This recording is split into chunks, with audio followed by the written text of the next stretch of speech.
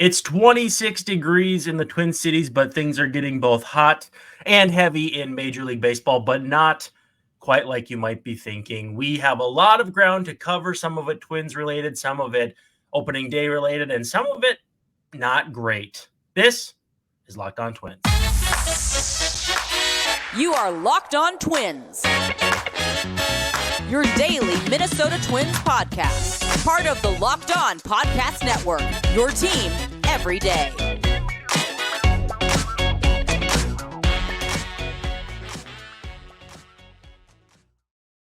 Hello again, and welcome back to Locked On Twins. I'm your host, Brandon Warren, and you can unfollow me on Twitter at Brandon_WARNE,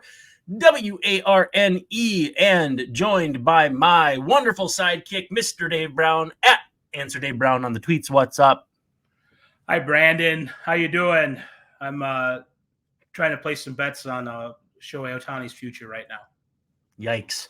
Yeah, we'll get to that in just a moment, but we're definitely going to spend significant real estate on that in this episode. Might not be Twins related, but it is a big dang deal. So we will talk about that. Thanks for making Locked On Twins your first listen every day.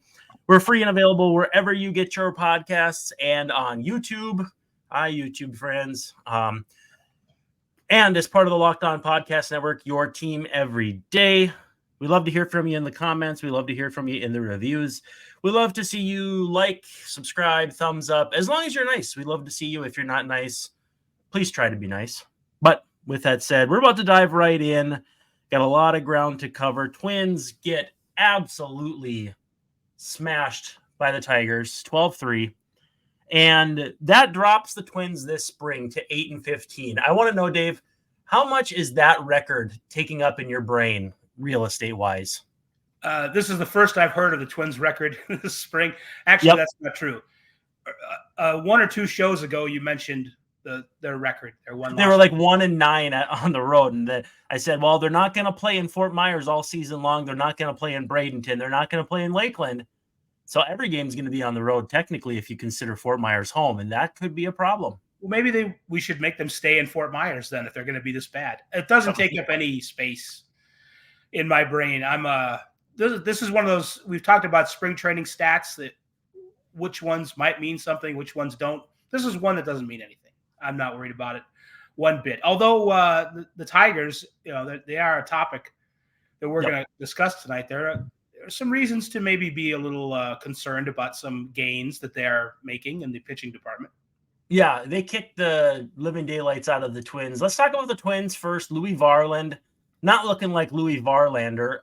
8 earned in 4 innings, no strikeouts, 3 walks, gives up a homer to Carson Kelly, who figures to get the lion's share or Tiger share of time behind the plate with Detroit. Is that fair to say, lion's share, Tiger share? I think that's pretty dumb. Oh, my. But anyway, he's going to split time back there with Jake Rogers. And so Varland... You said that as if you had a producer in your ear telling you, don't forget about Jake Rogers. Yeah. It's funny. It's very professional. I like it. That's actually just the voice in my head that's like, hey, let them know you know who their catchers are. And it's because I was reading it on... I'm going to continue to call it Roto World forever because it's always going to be Roto World in my heart. I know it's NBC Sports now or whatever, NBC Sports Fantasy, but forever I will call it that. And they sent back one of their catchers that had a chance to make the team. Either way. Say it again. Bill Freehan. No. No, actually, I think it was Dale Long. Lefty. Okay. Anyway. Tigers, yeah. Varland, what did you make of Varland? Hit is consistent 94, 95. Looked like he threw a bunch of cutters. Again, a lot of things we do or don't know. 0 strikeouts. As far as swinging strikes, doesn't look like they have that on ESPN. Usually they'll have that for games, but he didn't have any.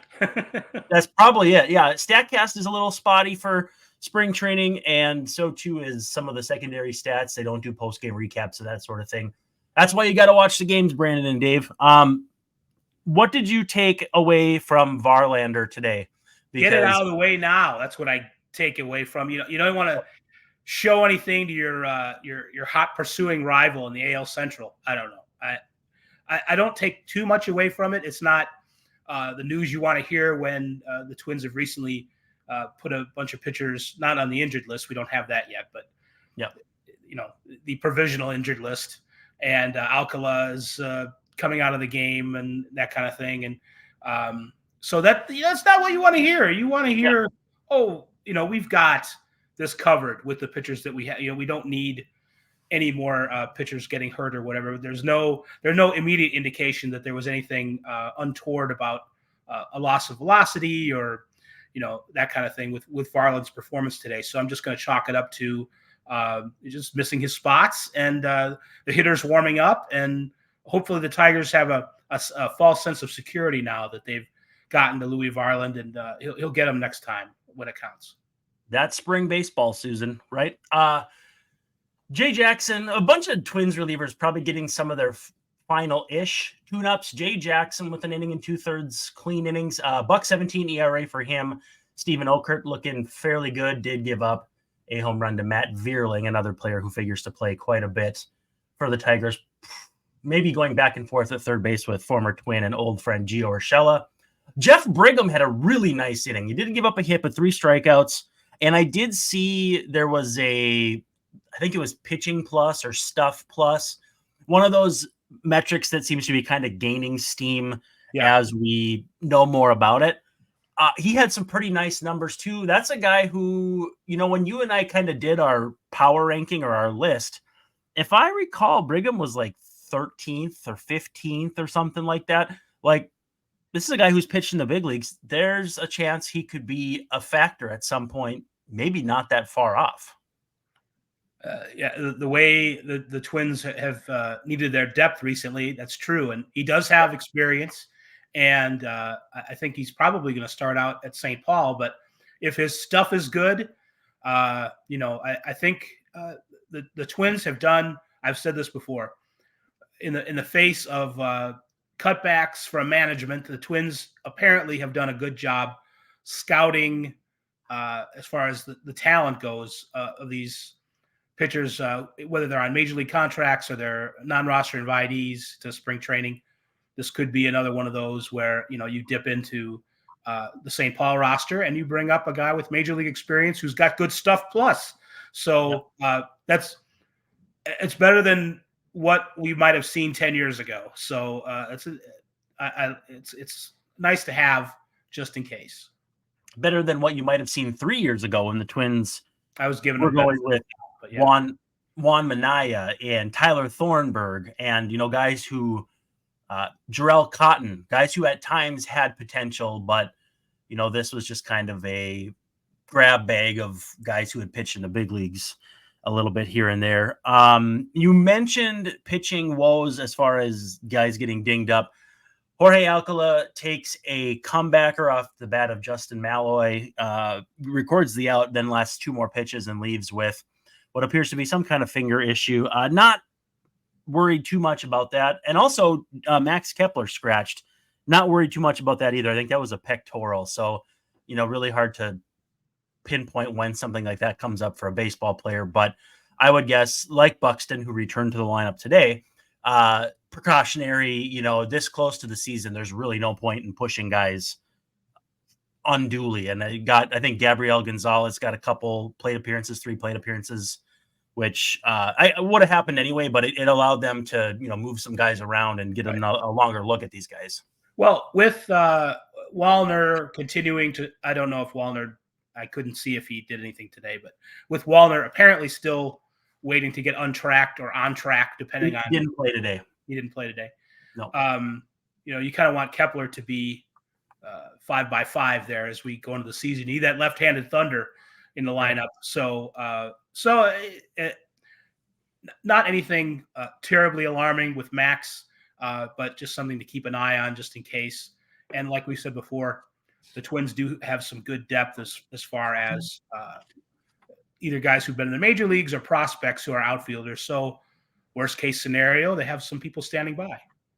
Correct. Yeah. Well, we're going to take a quick break here. When we come back, we are going to talk about the Tigers, what they kind of showed in this one, which was a lot. 12 runs on 14 hits, and not just offense. Pitching looked really good.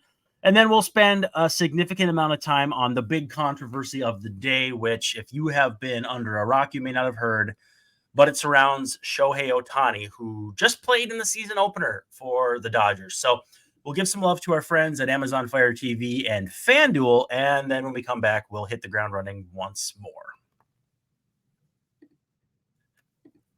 Amazon Fire TV is your place for your destination, your place for sports, from live games to highlights, all that in-depth analysis that you are looking for. You can, if you have a smart TV, you can download the app. If you need a Fire TV stick, you can do that too, and it gives you access to movies, TV shows, and lots of free and live television, whether it's opening weekend for baseball. We're in the midst of opening things up with the Soul Series. More on that in a bit. And we got NCAA tournament going on with first 4 games as well. You're going to want to have Fire TV to get access to all of it. Fire TV recently created Fire TV channels, which delivers a constant supply of the latest videos from your favorite sports brands, all for free, including all of us at Locked On and most of the big pro leagues and college conferences as well. Fire TV channels let you dive into all the game analysis, highlights, and more to keep up on the latest in the world of sports. March Madness, NBA coming down the wire to playoff time, MLB opening up, and so much more. Not to mention great news, entertainment, gaming, travel, cooking videos, and all sorts of other fun stuff. Check out Fire TV channels on Fire TV and your Alexa devices. If you haven't checked out Fire TV channels yet, you really ought to. Trust me on this one. To learn more, visit amazon.com/lockedonfiretv. And for FanDuel, it is time to get your brackets in. If yours is already busted, that would really stink, because it's not really that easy or that difficult to pick the first 4. But if you're in a bind, FanDuel is there for you. It lets you bet on every single game of the tournament. So if you want to do brackets elsewhere and then have this as a catch-all or a fail-safe, certainly can't hurt. Whether you're big on betting for an upset, or if you just want to ride the wave of chalk with 1 seeds, it's time to go dancing on America's #1 sports book. Whether you're taking the #1 overall seed UConn, or if you're like me with Houston, or if you want to kind of go down the list a little bit, San Diego State, maybe they have a run to the final again. We'll see what they have in store. But right now, new customers get $200 in bonus bets with a first $5 bet winning. So again, $200 to use on point spreads, money lines, or again, who do you think is going to win it all?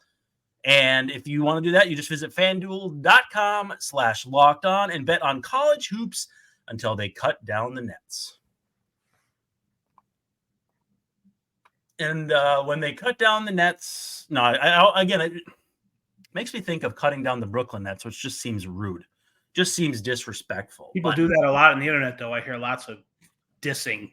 I think it was worse when they were the New Jersey Nets, and then they've had Ben Simmons and Kyrie Irving and Kevin Durant. No shortage of things going on there.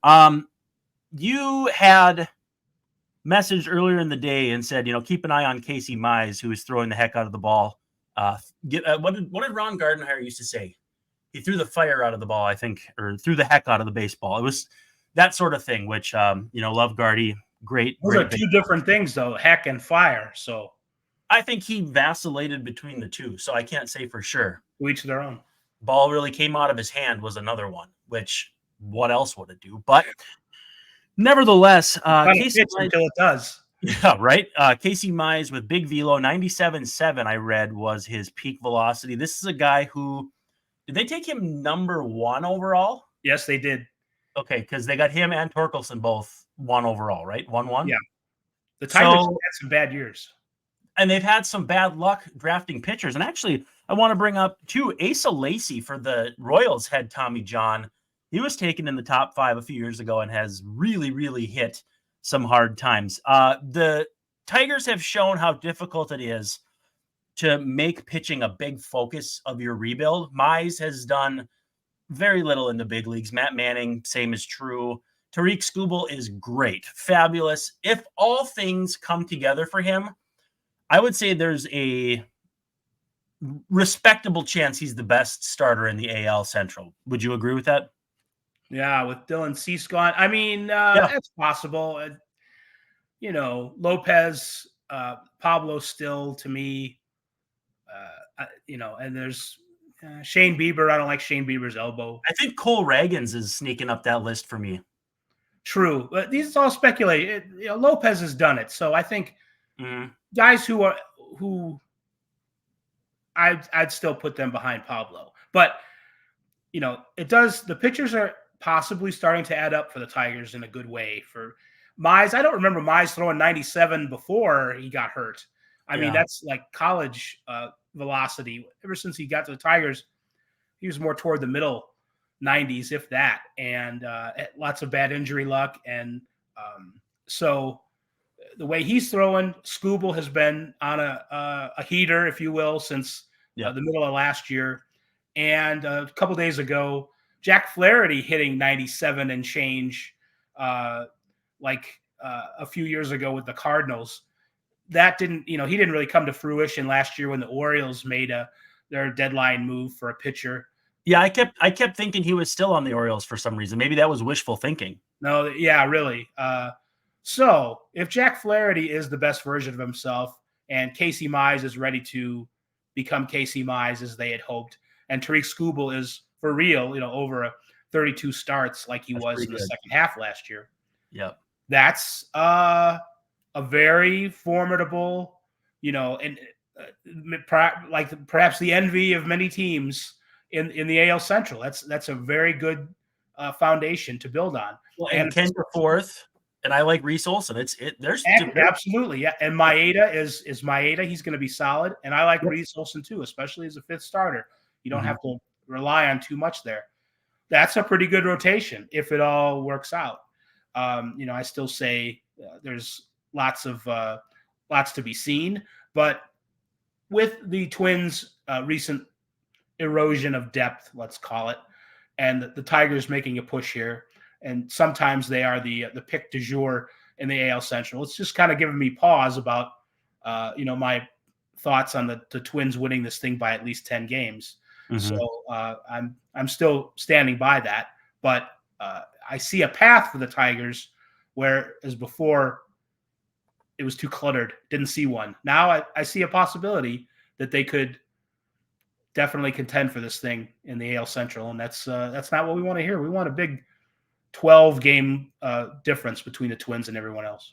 Yeah, make those September games a lot less stressful, if not meaningful. More injuries. Eduardo Rodriguez dealing with a left lat. Brusdar Graterol, former Twin, famously traded in the Kenta Maeda trade. Right shoulder inflammation to the injured list.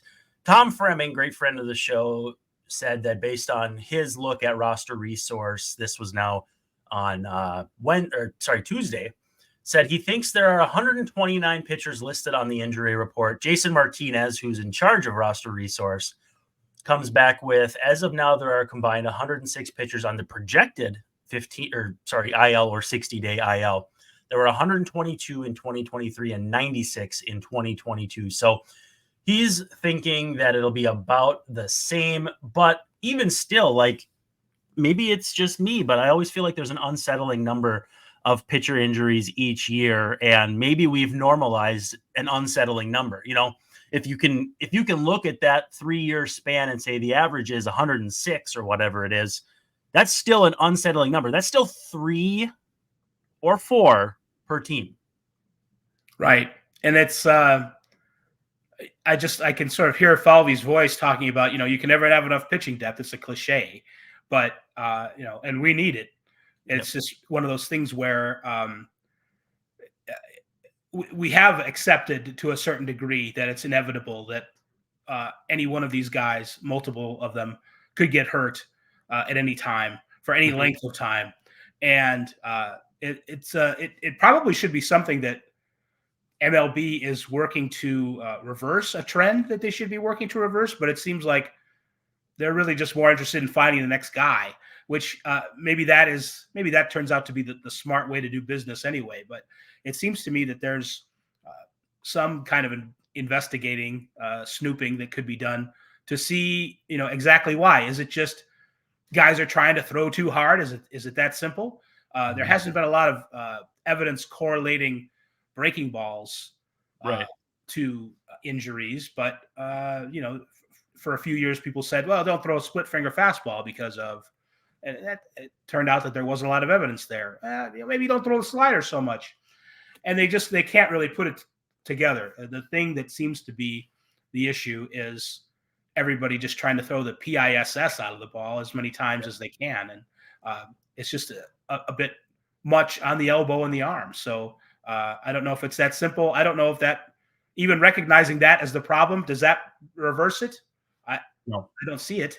So, well, and Jeff Passan writes a 300-page book on it 5, 6, 7 years ago, and we're no closer to understanding the arm than we were then. A couple quick ones. Sonny Gray facing hitters after a hamstring issue, won't be on opening day, but might miss the injured list. So that'll be a storyline to watch. And then Cody Stashak, who had kind of dropped off the radar after the Twins took him off their 40-man roster. He has been reassigned to Giants minor league camp, but I'll be keeping an eye on him because, I don't know, it's fun to keep up with these guys after the fact. Let's take a quick break, give some love to PrizePicks, and then we have a very, very big storyline that we're going to end up discussing on the show here to wrap things up.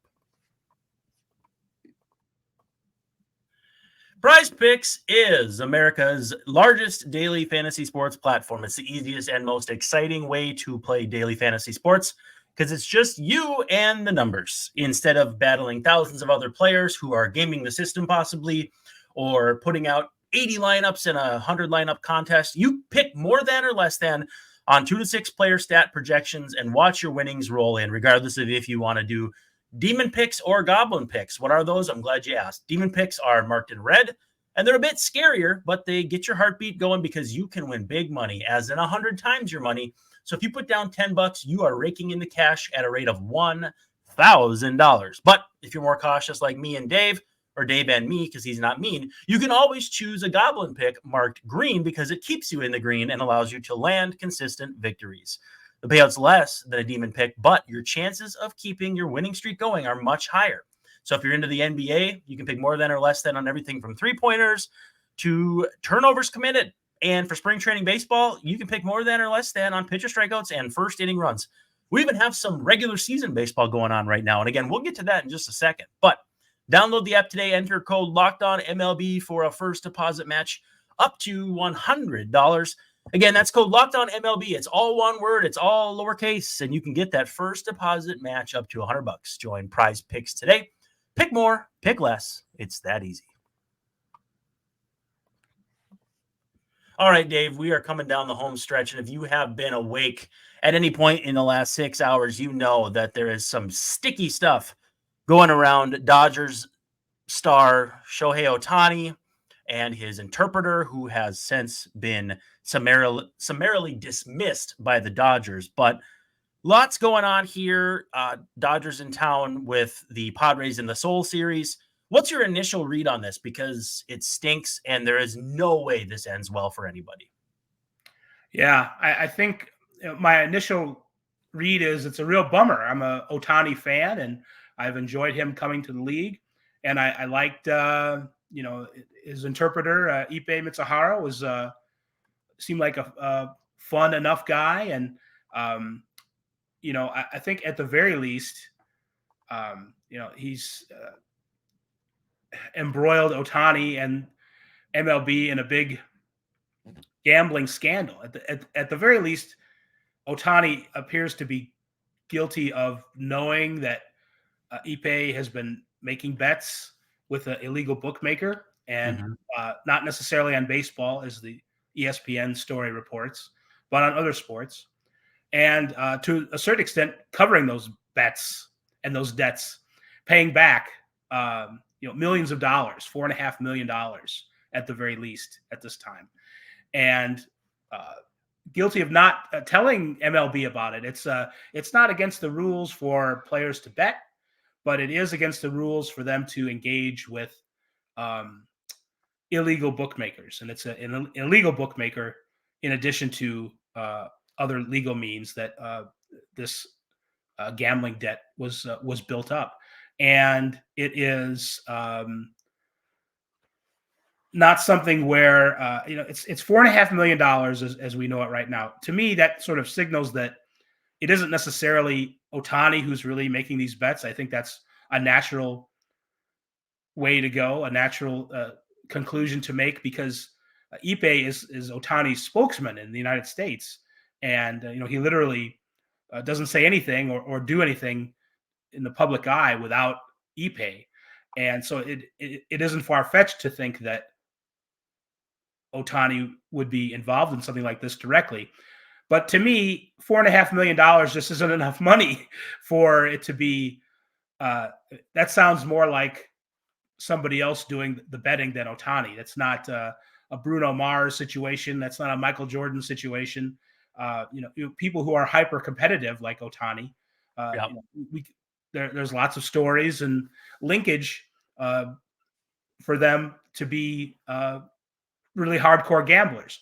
I don't think that's what's going on, but that doesn't mean Ohtani isn't in trouble right now, for real. So Jeff Passan tweeted what's about 2 hours ago now, an excerpt from his story that I'm going to read. Initially, a spokesman for Ohtani told ESPN the slugger had transferred the funds to cover Mizuhara's gambling debt. The spokesman presented Mizuhara to ESPN for a 90-minute interview Tuesday night, during which he laid out his account in great detail. However, as ESPN prepared to publish that story on Wednesday, the spokesman disavowed Mizuhara's account and said Ohtani's lawyers would issue a statement. In the course of responding to recent media inquiries, we discovered that Shohei has been the victim of a massive theft, and we are turning the matter over to the authorities, read the statement from Burke Brettler, LLP. The spokesman declined to answer any further questions, and the statement did not specify whom they believe perpetrated the alleged theft. Dave, that stinks to me. Like that, the story going from one of those to the other and disavowing the story. Well, yeah, it sounds like they're putting some things together that may or may not have happened. The changing of the story doesn't look good. Right.